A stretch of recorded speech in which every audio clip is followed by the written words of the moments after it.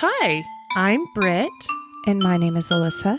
and this is Skeletales. And this is the podcast where we strive to answer the age-old question of, is my dead grandma watching me? That's right. We share true tales of the strange, unusual, and paranormal. Heck yeah, we do. What are we talking about this week, Britt? We are having a party, Alissa. We are having a past life party. We're going to share some weird, quirky things that children say about their previous lives that they've lived. All right. I'm into this. Was it a party in the past, or is it current people thinking they're in their past lives partying now? Yes. Okay. We're having a party now about their party they had in the past, previously. I'm in, and I'm ready for it. Hey, do you want to start us off today? Yeah, I do. Okay, this story comes from Dee Dee. I took Henrik, age 4, swimming at the Y in Burnett on August of 2014. And as we're leaving, we turned onto the Burnett airport to see the planes. And Henrik, he said to me that he was way, way up in the air when he died and the ants ate him and Jesus saved him in heaven. It was beautiful in heaven before he was a little baby. And I was like, oh, why were you way, way up? I was in a skyscraper and it fell down. There were 2 buildings. Why did it fall down? An airplane crashed into it. Where were you? I was in my building, but I went into the other building and it fell down and I died. Were you in New York City? Yes. Were you a man? I was a boy. Were you with your mommy? No, I was big. I worked very, very hard. I had my purse. Oh, men don't usually have purses. Well, I had a bag.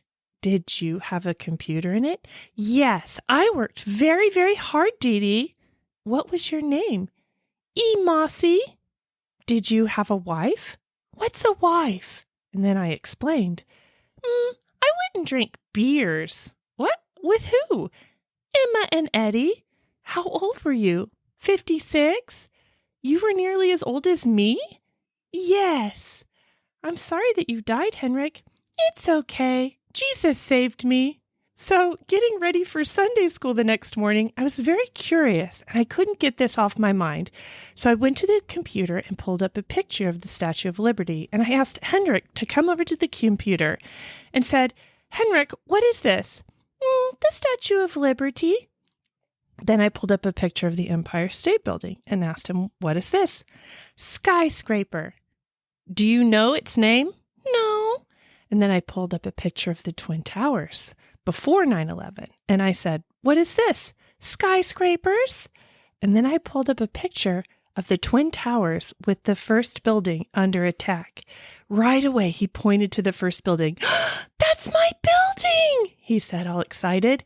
But I ran into the other building. Well, I guess I was too shocked to think of what to say or even ask. Years later, I asked Henrik who C. Mossy was, and he got a scowl on his face and yelled, I don't want to be C. Mossy anymore. I ended up researching and found a name very close to that of a man who lived in New York City and had a memorial there. I searched his Facebook and found that his wife was still alive. He was Italian. He loved Italian food. He spoke about his 2 friends, and I remember finding an article about this man who mentioned his friends, Emma and Eddie.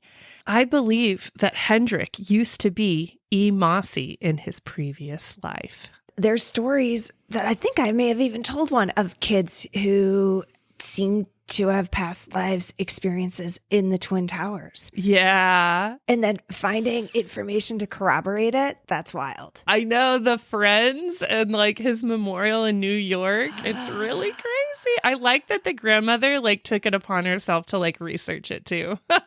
Yeah. Oh, I would absolutely, for sure. I think for a while Odin was saying, my name's Abicio. Anytime you asked him his name. And I tried so hard to figure out, like, Abby Snow. I don't know. I may have been nonsense. But, like, any little clue, I was like, ooh. Detective. Yeah, I didn't find anything. Darn it. Love it. Love it. Love it. Alissa, do you have a story? I do. Okay, so my story comes from Winnie the Squish, and they say that they have an aunt that would ask every new child in the family around the age of 5 or 6 if they remember anything in a world where we aren't all here. So basically asking if they remember anything from before. So my aunt told me that when I was asked this question, I got really excited and told them the story of how my name was Michael in my past life, and I was a little boy who got very ill, and how my mother gave me a necklace when I first got sick, saying that it would make me feel better, and that I buried the necklace in the dirt under my favorite tree before I passed away. My mother said this made sense because I was always looking for a necklace before then, when no one had ever bought me a necklace. At the age of 7 or 8, we went on a trip to my grandparents' house in Washington. And when I saw a tree at a park in my grandparents' area of residence, I couldn't help myself but feel obligated to dig in the dirt looking for something. And lo and behold, there was a small bag about 2 feet under the dirt with a wooden necklace inside that I still wear to this day. Goosebumps. Oh my God. That's so cool. So not exactly a name to corroborate, but like an item that they talked about and found from a past life. Did I bury some treasure? This gives me hope. Yeah, like follow that gut feeling. Like, why do I feel like I need to dig in the dirt by this tree? Something's there. It's treasure. My past life told me. It's so cool. Okay, are you ready for my next one? I am. This one comes from Diana.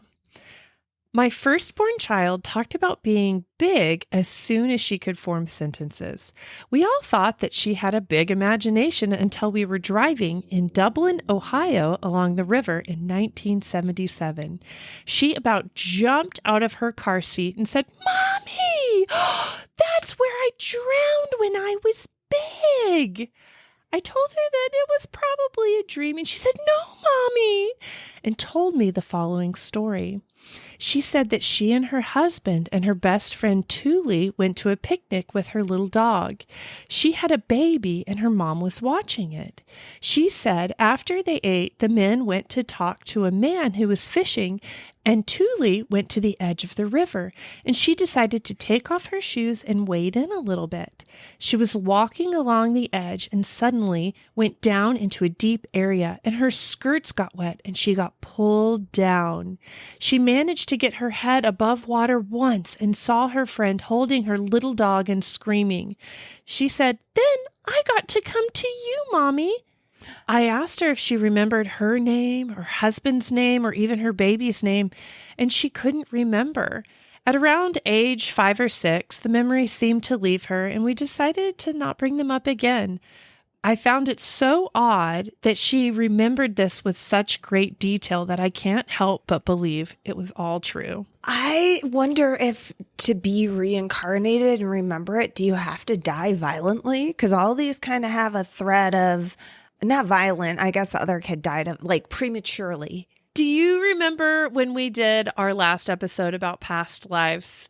I researched a little bit. I think it's the University of Virginia. Oh, yeah. And it's some crazy high number, like in the high 80s or 90% of these past life memories are based out of some sort of traumatic death, whether it's a sudden illness or violence or murder or any of these things. And I think they're remembering because they are so jarring. Yeah.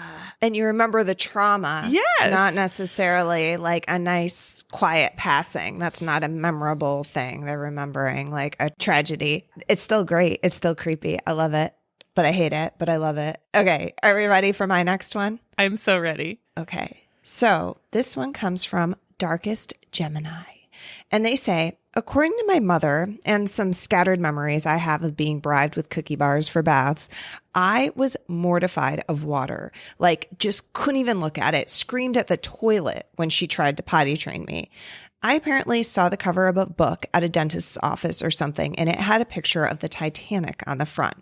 Keep in mind, I was like 2, so no reading is really occurring here. And I pointed to it and told her how it was the biggest boat, and I took my family there, but then it went bad, and apparently I started crying. I proceeded to sleep with a Titanic coffee table book until I was about 4. I went to my grandparents in the summer, and when my cousin babysat me, she claims we were sitting on the bed, and I said, "The blankets can be the ocean, but we have to stay dry." And she took my baby doll and put it under the blanket, and I lost it, like scream crying, because my cousin didn't understand what it's like to be that scared and looking for your children for so long when there's so much water to search through. Apparently, there were several instances where I told my mom, "This room was beautiful," while looking at a decayed, sunken photo of the Titanic. And I'd point to pictures and ask what the words said. I know there's more creepy little things I said regarding specifically the Titanic, and that my family was dead and we drowned, and other weird stuff that small children shouldn't really be aware of. I found out when I was about 10 that I had some relatives, I guess you'd say, who died on the Titanic. The woman had an extensive collection of fur coats, and it was in her will to have them all made into as many teddy bears as possible to be given to every child born into her family afterwards. And I still have 2 of the bears. Beaver and mink, I believe. That's what, not their names, what they were made of. Sorry. It's old timey, everyone. She goes on to say, weird stuff. I get very deja vu feelings seeing photos of the Titanic wreckage, and I can't really tell if it's some paranormal afterlife shit or me recalling the photos I saw it too. In any case, I had weird explanations and stories and a 1,000-yard stare about it all. It's not like I'd known beforehand about the Titanic being involved in family history, but that boat was just so familiar to me. Oh, that's so cool. Well, another thing about researching from the previous episode is that it is common to have you reincarnate in the same family line. I was wondering about that too. That one got me thinking about that too. I was probably that crazy ass Gribbon. Did we talk about this? Probably the old Gribbs. Yes. Tried to kill his wife with an axe. Sounds about right. We have to contact our hypnosis friends and have them hypnotize us to find out what our past life was. Yeah. I'd be down. I'm very curious. And especially if it was a family like member going back to see like any deep set fears of this or that, or, you know, like irrational fears. I have an irrational fear of heights. Don't know where it came from. Past life. Maybe I fell off a potato sack. They're so tall, those potato sacks. They are when they're big. This transitions so perfectly to my next story. So I'm going to just hop into it. Please do. This is from Deb. One morning during breakfast, my 2-year-old was in her high chair talking to herself. Well, or so I thought. And then I said, "Who are you chatting to?" She stopped, looked to her left, smiled, and said, "My other mommy." And I said, "Who?" "My other mommy and daddy. Don't call me Keely, though," she replied. The little baby's name is Keely, just so you know. Okay, I said, "Well, what do they call you?" "I'm not sure, but they're behind you." I turned around and looked at where she was pointing. On my dresser, I had an old photo of my grand's parents. I held it up to Keely, and she pointed out my great-grandparents. "That's my mommy and daddy." She was so happy. Later that day, I phoned my gran and told her what had been said. Apparently, her older sister, Kathy, had died when she was 2 years old, and it was just after the photo that I'd got had been taken. Keely is now 24 and still feels the presence of strange things around her. Oh, that gave me goosebumps. Keely was little baby Kathy from all of those many, many years ago. I kind of love that idea. I always tell how my younger brother would always say, when I was big, do you remember when I was big and you were little? And would go on a tangent to my mom. Like, she doesn't remember any of it, but like, oh, what are those stories? Like, was it my grandmother's little brother who died tragically when he was like 4? You know, like what? Yes. Who knows? All right. Do you have another one? I do. So this one comes from I've Got That Boom Boom. And they say, my son told me at 3 that he wanted to go to his other mother's house, the one he had before he was in my tummy.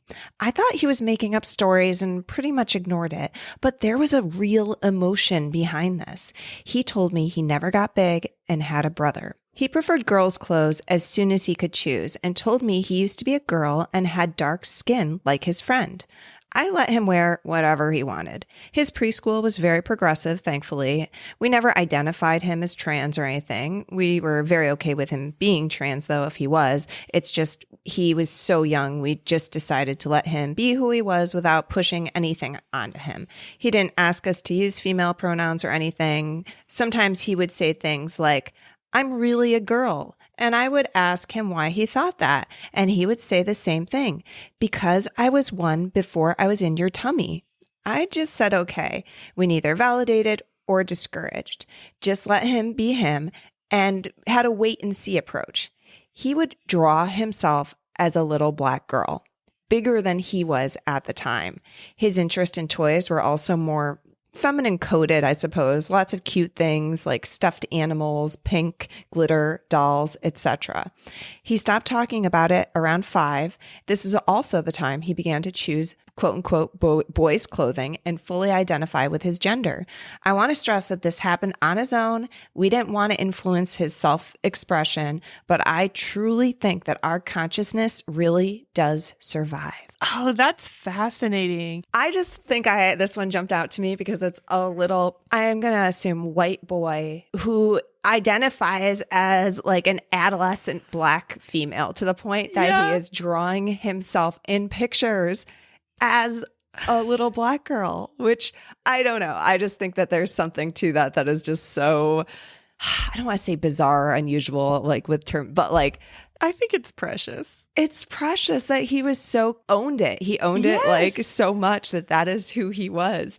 And then it kind of just slowly faded away and from memory, which is kind of what I heard and what we've seen with these as they get older. I really appreciate that the parents were so open to just be who you think you are. Well, yeah. I mean, I would too if I thought there was a good past life story. I was going to uncover some ghost shit. Hell yeah, absolutely. Go with it. Just make sure you tell me all the details along the way. Exactly. Okay. I have one last story for you to wrap up mine this evening. This one comes from Julie. At the age of about 2 years, my youngest son shared how he died in a past life. We were putting him to bed one night, and he was grabbing his tummy and saying, "Oh, Mommy, my tummy hurts." After asking a few questions, he starts telling my husband and I about how his last mommy, not me, was so mean to him. He said, "She's not mean to my brother and sister, only me." He is very sad and makes a face as he tells us. He continues that, "I made Mommy mad and she stabbed me and I died." And as he's telling us, he's holding his belly, writhing, groaning. He then told me that I am a nice mommy because I don't hurt him. He told this exact story again and again until he was 6 years old. He doesn't remember any of this now that he's 12 years old. I'm so grateful to be his mom in this life and show him the love that he wasn't shown in his past life. That's horrible. Isn't that horrible? Poor baby, but I'm glad he found a good mom now. I know, you're nice to me. You don't stab me. Yeah, you do wonder, though, if that like lines up with something like a murder, a child murder, or missing child or something. I know, I'd research it. Okay, I have one last one to wrap it up, a little short, sweet one. This one comes from Stella, and they say, when my son was 5, he came into my room to tell me about the tornado he experienced in 1936. He said he was in a bunker with his family and his grandpa named Grant died. He also stated his name was Julie at the time. I asked him where he was, and he said Mississippi. He even pointed to it on a map. He really doesn't know states or geography, so I was really surprised by this. I Googled 1936 tornadoes in Mississippi and found that on April 5th, 1936, there were a bunch of deadly tornadoes between Mississippi and Georgia. He was pretty upset telling me about these things. It was really strange. And another coincidence is his birthday is on April 3rd. I know it's not the same date, but it's still pretty close. So cool. Dates and names, I'm sold. Yes. And be able to pick out Mississippi on a map, I don't think either of us could do that. Absolutely not. That alone, that child knows too much. There was another one that was like a conversation that they had with their child of saying his old soul, and then he got his fresh soul. He would always refer to his old soul that he had before he was like 3 or 4. And then that was replaced by his permanent soul that like is the current life one. So he had the old one from the previous life and then the new one, which reminds me of what Milo says about coming into his body, like at the age of whatever it was, 4. We just tried to get to Milo to tell us about coming into his body, and he is now 10 and he has no recollection whatsoever. So that was a bust. But you know what you could do if you have young children around you in your life? You ask them. They should ask, do you remember your life before you were born? And then you should email us the answer at skeletalespodcast@gmail.com or call it in the hotline, even have the little child leave the message if you are so inclined about their past life. That would be 302-689-DEAD, 302-689-3323. That would be amazing to get a little kids talking about their past life. Dream.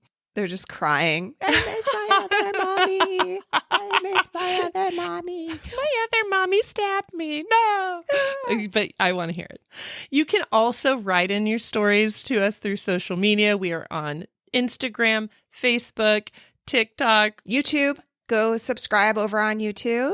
Yes, definitely. You can also go hear our episodes over there now, which is pretty awesome. Yeah. We have a merch shop. I am putting up some fresh haunted items up there. That's skeletalespodcast.etsy.com. Is there anything else, Alissa? If you don't have a child-related story, just write us your spooky stories. We want to hear it. Your local urban legends, weird shit, unsolved mysteries from your area, paranormal, UFOs, whatever it is, crazy coincidences, any weird shit that happens in your life. We want to hear about it. Oh, I did hear this one paranormal story the other day. Oh, what is it? Haunt y'all later. Oh, I heard that one too, except mine went, haunt you later. Good night. Good night.